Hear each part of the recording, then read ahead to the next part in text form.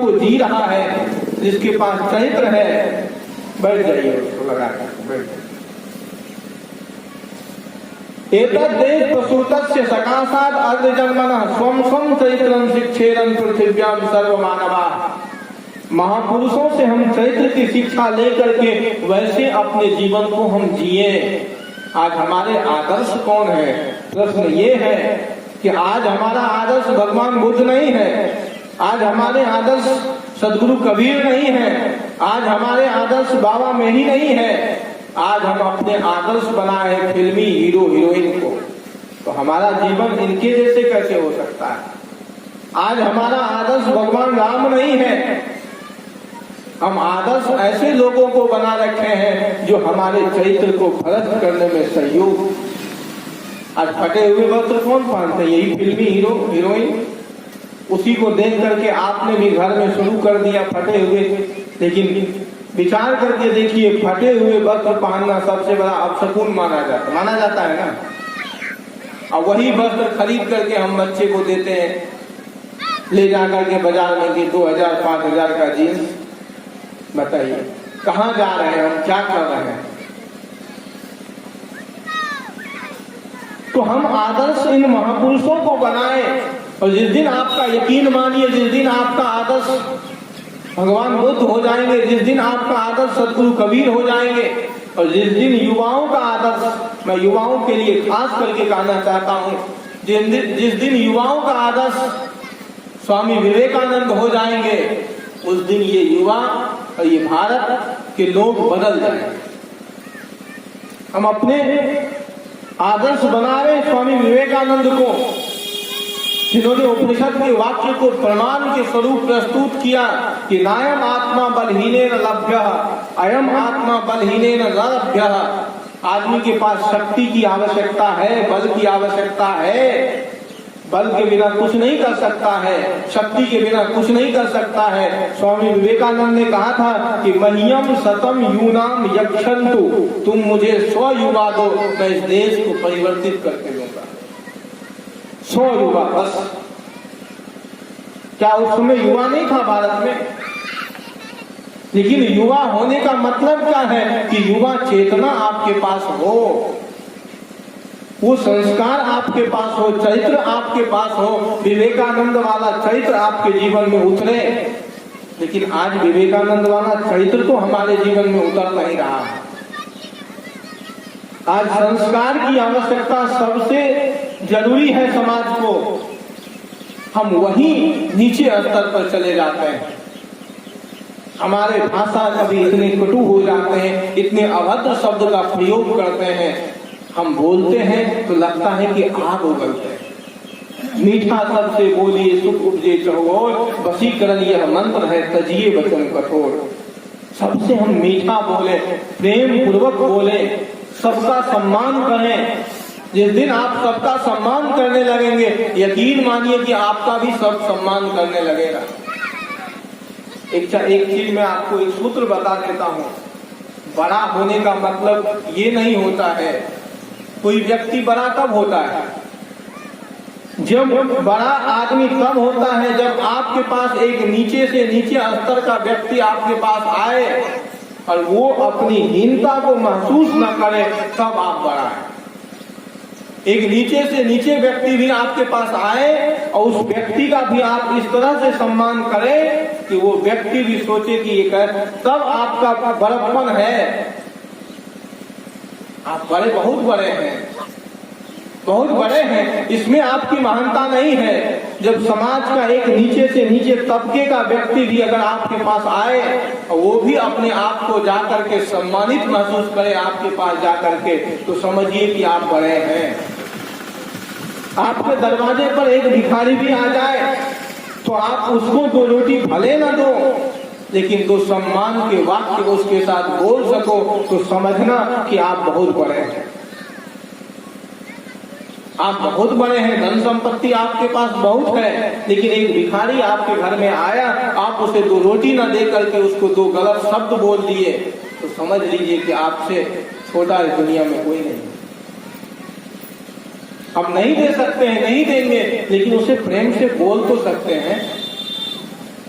गीता में भगवान कृष्ण ने कहा कि अनुद्वेग करम वाक्यम सत्यम प्रियहितम च यत् स्वाध्याय वैष्णव सेव वांग्मय तपः उच्यते। का वाचिक तप क्या है? कहा कि अनुद्वेग करम वाक्यम, हमारी वाणी कैसे हो? बिल्कुल अनुद्वेग कर हो, हमारी वाणी से किसी को पीड़ा नहीं पहुंचे, कष्ट नहीं पहुंचे, किसी को उद्वेग ना हो। हम हमेशा ऐसे शब्दों का प्रयोग करते हैं कि जिससे कि दूसरे को उद्वेग हो जाता है, आदमी क्रोध में आ जाता है, आवेश में आ जाता है, दूसरे को हम ताना कसते हैं। हमेशा समाज के लिए ऐसे शब्द, कोई आगे बढ़ रहा है कभी आगे बढ़ सकता है। समाज में देखेंगे कोई आगे जा रहा है, कोई कुछ कर रहा है, तो हम उसको सांत्वना नहीं दे सकते हैं, तो कम से कम ऐसे शब्दों का प्रयोग तो मत करें कि जिससे उसको कष्ट हो, पीड़ा हो, क्षोभ पहुंचे। ऐसे शब्दों का प्रयोग तो नहीं करें। अनुद्वेग करम वाक्यम सत्यम प्रियहितम च यत् स्वाध्याय वैष्णव सेव वांग्मय तप उच्यते। ये वाचिक तप है। आज मनुष्य के पास वाचिक तप नहीं है, शारीरिक तप नहीं है, मानसिक तप नहीं है। भैया, जब तक आपके पास मानसिक तप नहीं होंगे, जब तक आपके पास वाचिक तप नहीं होगा, जब तक आप शारीरिक तप नहीं होगा, तब तक आप ऊंचे आदर्श को नहीं जी सकते। तो आज मनुष्य जीवन में ऊंचे आदर्शों की आवश्यकता है। ऊंचे आदर्श जिस दिन आपके जीवन में आ जाएगा, समझ लीजिएगा कि संसार ये धरा स्वर्ग हो गई। जिस दिन आप किसी को बोलने से पहले ये विचार करेंगे कि क्या बोलना है। आदमी को आभूषित इससे नहीं है कि बहुत बढ़िया आदमी के पास वस्त्र है उससे आदमी आभूषित हो जाएगा। भर्तृहरि ने कहा कि केवरानी न भूषयन्ति पुरुषम हारा न चंद्रोज्ज्वला न स्नानम न विलेपनम न कुसुमम न अलंकृता मूर्धजा वान्येका समलंकरोति पुरुषम या संस्कृता धार्यते क्षीयन्ते खलु भूषणानि सततम वाग भूषणम ही भूषणम। केवरानी न भूषयन्ति पुरुषम, बहुत बढ़िया हार पहन लीजिए, आप बाजार से ला करके सोने का आभूषण बनवा लीजिए, उससे कोई व्यक्ति आभूषित नहीं होता है। चंद्रमा के समान आपके पास चंद्रोज्ज्वला हार है, उससे भी कोई व्यक्ति आभूषित नहीं होता है। अब बहुत बढ़िया केस को छटा लीजिए, आजकल तो आदमी केस भी बनाता है, कोई यहीं से कट करता है, कोई यहाँ से, कोई यहाँ से, कोई यहाँ से, कोई यहाँ ऐसे करके कट करता है, पक्षी के घोंसला जैसे बना लेता है, बनाता है ना, बिल्कुल घोंसला जैसे। तो केश विन्यास से भी कोई व्यक्ति आभूषित नहीं होता। हमारे द्वार में आते थे, तो एक दिन ऐसे ही एक माता जी थी, लगभग 50-60 साल उसकी उम्र हुई, तो 60 साल की उम्र थी, बगल में रहते थे, वो लंबा लंबा घुंघराले बाल। हमने सोचा कि बढ़िया बाल, इतने लंबे लंबे बाल कैसे, घुंघराले बाल के कुछ तो कारण होगा, इतनी अवस्था होने के बाद भी इसके बाल इतने अच्छे हैं। लेकिन वो वास्तविक में बाल था नहीं। एक दिन स्नान करके आई तो हम देखे बिल्कुल गंजा, वो गंजा थी, वो बाहर से, गंजा का मतलब बिल्कुल बाल थे नहीं, वो बाहर से कृत्रिम बाल लगा रखे। तो केस भी आदमी बढ़िया बना लेता है। केस भी केवरानी न भूषयन्ति पुरुषम हारा न चंद्रोज्ज्वला न स्नानम न विलेपनम न कुसुमम न अलंकृता मूर्धजा वान्येका समलंकरोति पुरुषम। एक वाणी ही आदमी को आभूषित करती है। कौवा भी बोलता है, काकह पीकह, कौवा भी काला, कोयल भी काली है, लेकिन बोलने के बाद पता चलता है ना। हम किसी के साथ झुंझला के बोलते हैं, किसी के साथ कटु बोलते हैं, अभद्र बोलते हैं। वान्येका समलंकरोति पुरुषम या संस्कृता धार्यते क्षीयन्ते खलु भूषणानि सततम वाग भूषणम ही भूषणम। जिसके पास ये वाणी रूपी आभूषण है वही व्यक्ति समाज में सम्मानित होता है। आज हमारे पास भाषा की मर्यादा नहीं है। बोलने में हम विचार करके नहीं बोलते, चिंतन करके नहीं बोलते कि क्या बोलना है, कैसे बोलना है, कब बोलना है, कितना बोलना है। जिस दिन आपके पास ये मर्यादा हो जाएगी, जिस दिन आप समझेंगे, तो मैंने कहा कि ये मुंडन संस्कार जिसमें हम लोग उपस्थित हैं, हम बच्चे को घर में कार लाने से पहले उसको सही संस्कार दे, सही ज्ञान दे, हम अपने बच्चे को चरित्रवान बनाएं। हमारे ऋषि कहते हैं कि यानी यानी अस्माकं सुचरितानि तानि तोयोपास्यानि नो इतराणि। जो मेरे अच्छे चरित्र हैं, जो मेरे अच्छे संस्कार है, तुम उसकी उपासना करो। यानी यानी अस्माकं सुचरितानि तानि तोयोपास्यानि नो इतराणि। अगर मेरे अंदर भी कोई बुराई है तो उसको तुम ग्रहण नहीं करो। एक आदर्श समाज का निर्माण करना चाहते हैं, एक आदर्श परिवार का निर्माण करना चाहते हैं, तो अपने बच्चों को हम संस्कारवान बनाए, चरित्रवान बनाए। स्कूल कॉलेज की शिक्षा दे कोई बड़ी बात नहीं है, शिक्षा प्राप्त कर लेना कोई बड़ी बात नहीं है।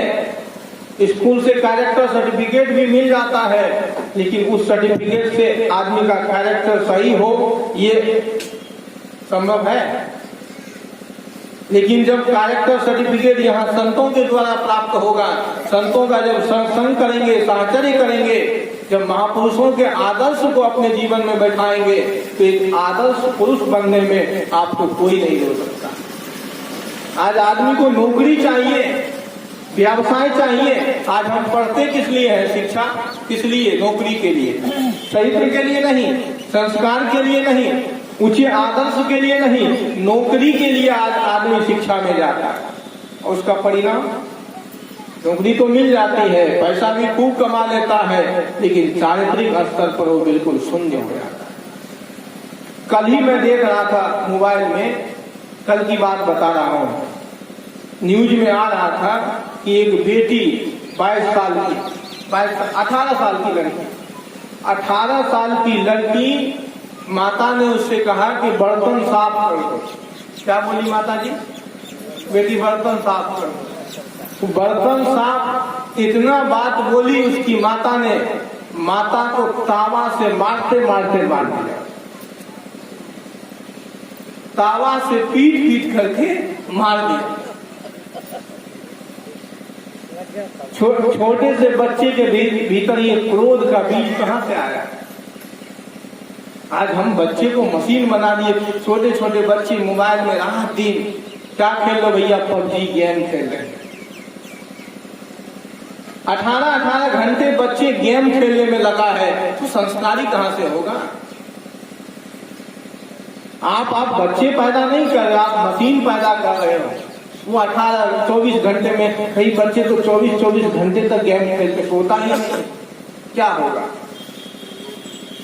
फेसबुक, ट्विटर, व्हाट्सएप, न जाने कितने हमने संसाधन बना लिए और उस संसाधन में फंस करके अपने जीवन को बर्बाद कर दिया।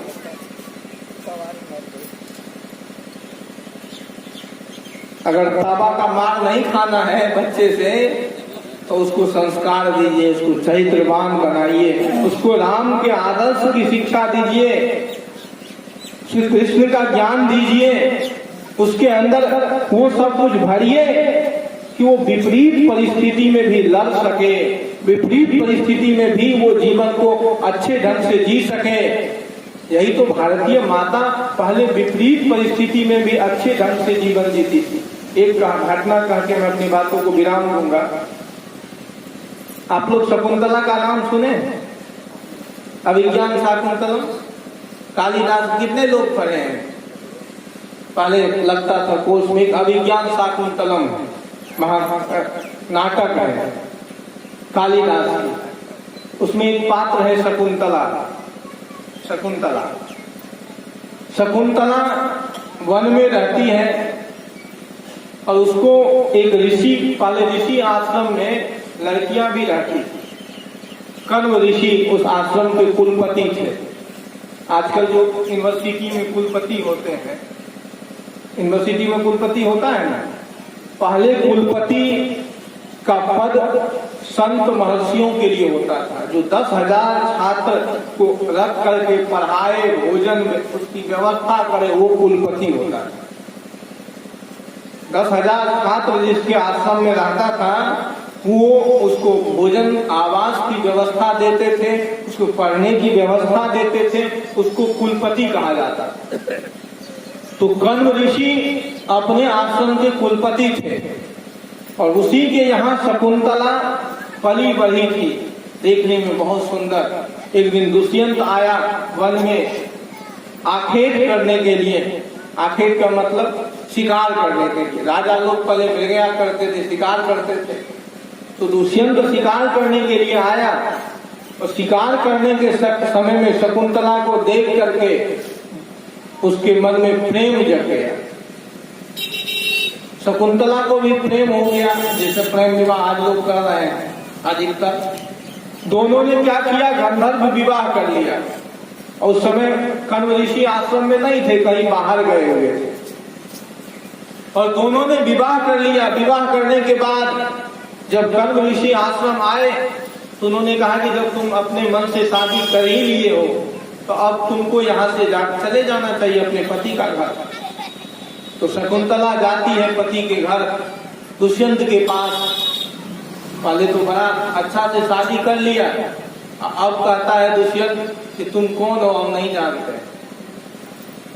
जैसा आजकल होता है, गहना जेवर सब कुछ लेकर के फिरार, 10 दिन 1 महीना के बाद लड़की का कोई पूछने वाला नहीं मिलता है। आत्महत्या करने के अलावा और कोई चारा है? हो रहा है ना समाज में।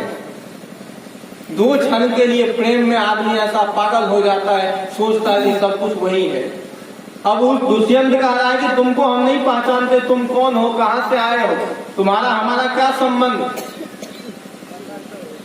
शकुंतला ने कहा हमारे साथ शादी जो की थी, कहा हम नहीं जानते शादी उदी क्या होता है, हमारे पास तो बहुत सारी रानियां हैं, पहले से हम तुम शादी कैसे करेंगे, तुम हमारे ऊपर झूठा आरोप लगा रही हो।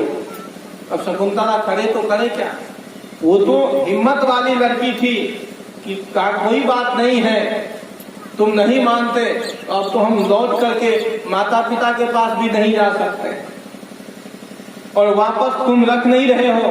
तो वो शकुंतला जंगल चली जाती है और उस जंगल में रह करके उस गर्भ में अवस्थित बच्चे को, गर्भवती थी शकुंतला, उस गर्भवती अवस्था में जंगल में रह करके किसी तरह से अपने बच्चे को पालती है, पोसती है। जब बच्चा जन्म लेता है वही बड़ा होता है, छोटी सी अवस्था में वो शेर के बच्चे के साथ खेलता है। जब वही सब दुष्यंत बाद में आता है तो देख करके उस बच्चे को मोहित हो जाता है, बाद में अपनाता है। उसी भरत के नाम पर इस देश का नाम भारत पड़ा। उसी भरत के नाम पर इस देश का नाम भारत पड़ा। तो विपरीत परिस्थिति में भी शकुंतला थी जो अपने आप को उस परिस्थिति में भी अपने आप को संभाल ली। लेकिन आज की स्त्रियां कहाँ संभाल पाती, आत्महत्या, बच्चे कहीं अपना कहीं, आज यही तो हो रहा है। इसलिए विचार करने की बात है, चिंतन करने की बात है कि हम बच्चे को शिक्षा से पहले संस्कार दें, चरित्र दें। चरित्र से बढ़कर के कुछ नहीं है, चरित्र से बड़ा कुछ नहीं है। अगर आप अपने बच्चे को चरित्रवान बना लेते हैं तो समझ लीजिए कि आप सबसे बड़ा काम कर लिए। और अगर आपका बच्चा चरित्रवान नहीं बना तो आपके पास सब कुछ होते हुए भी आपके पास कुछ नहीं है। तो मैंने अपनी बात प्रारंभ की थी कि आज ये मुंडन संस्कार है, हम लोग जो बच्चे का मुंडन संस्कार कराते हैं, उपनयन संस्कार कराते हैं, उसके बाद बच्चे को हम गुरुकुल में, पहले लोग गुरुकुल में देते थे, लेकिन अब बच्चे को लोग विद्यालय में देते हैं, कॉन्वेंट में देते हैं। लेकिन कॉन्वेंट में देने से पहले बच्चे को संस्कार दें, चरित्र दें, उसके लिए हम लोग यत्न करें, प्रयास करें। मुझे अभी पूर्णिया जाना है तुरंत, फिर पूर्णिया से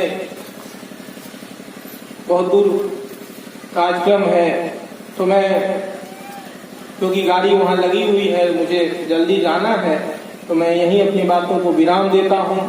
बोलिए सद्गुरुदेव की। 1 मिनट, आप लोग अन्याय कर रहे हैं, इतना देर से हम बोल रहे हैं, एक बार कम से कम आप लोगों को बोलने का मौका मिला है, तो जोर से बोलिए ना, बोलिए सद्गुरुदेव।